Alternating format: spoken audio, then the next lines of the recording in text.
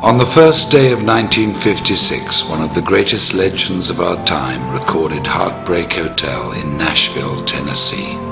His name was Elvis Presley, and this, his first hit, officially introduced him to the American national music consciousness.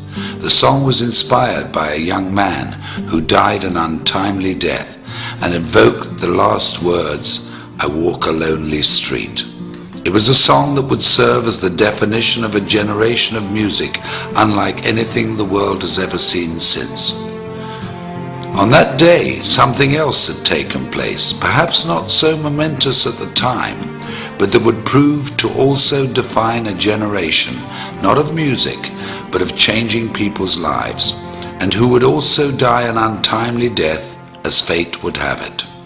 On January the 1st, 1956, in a gritty little neighborhood tucked away in South Los Angeles called La Mirada, Mark Hughes was born.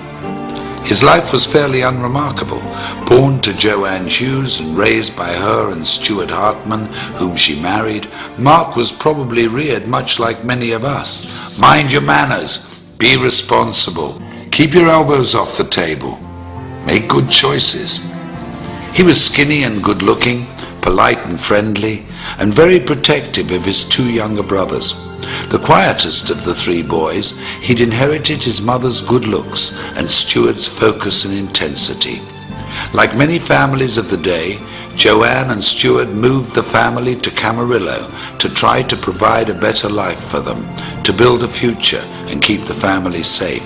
And like many other families of the day, their not-so-picture-perfect marriage fell apart and resulted in a divorce that would change the family forever. Mark's childhood was like many in the growing suburban community: school, day trips to the Channel Islands, bicycle rides and fishing outings. That all came to an end after the divorce, and JoAnne began to chase her youth, trying fad diet after fad diet. It was a scary time for Mark, and when JoAnne became sick in 1969, when Mark was just 13 years of age, the family returned to La Mirada. They lived with her parents, Mark's grandparents, Lawrence and Hazel Hughes, who took the family in and took care of them as only family could. But despite their best efforts, and with Mark's never-ending grief, JoAnne died of complications from the deadly combination and steady use of weight loss and sleep aids. Mark was only 19 years of age. It was then he decided he would make a difference in the world, with his mother as his beacon, and the goal of preventing what had happened to her happened to anybody else. While fundraising for a California youth group, Mark had found his calling.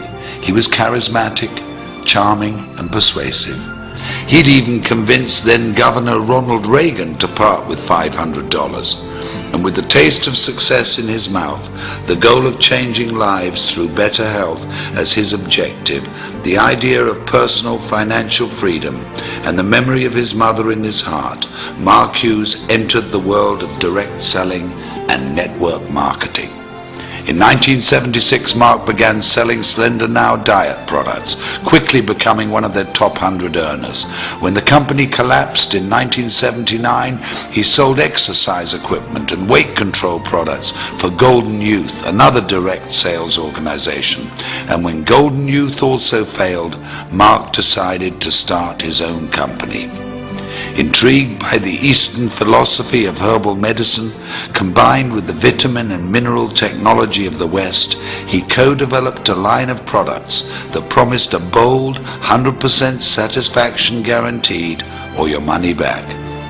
At 24 years of age, Mark Reynolds Hughes, having taken his mother's maiden name, introduced Herbalife in the United States and single-handedly rewrote direct selling history. Unremarkable turned quite remarkable, if you ask me. I often wonder what he would think if he could see us today, sitting here in this arena, looking at how big our organizations have grown, reflecting on the company's incredible retention rate, tasting our new products, walking into a nutrition club, celebrating success at a new President's Team experience. How proud he would be. How incredibly happy we would have made him.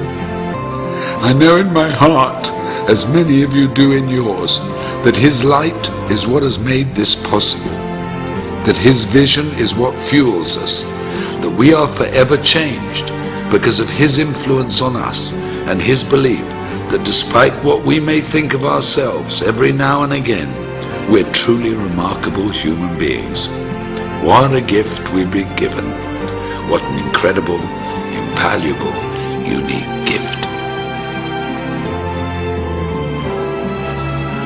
I had this incredible dream when I wanted to start the Herbalife company that we could help people lose weight and we could help them do it safely, and they would have not just hope, that they would have reality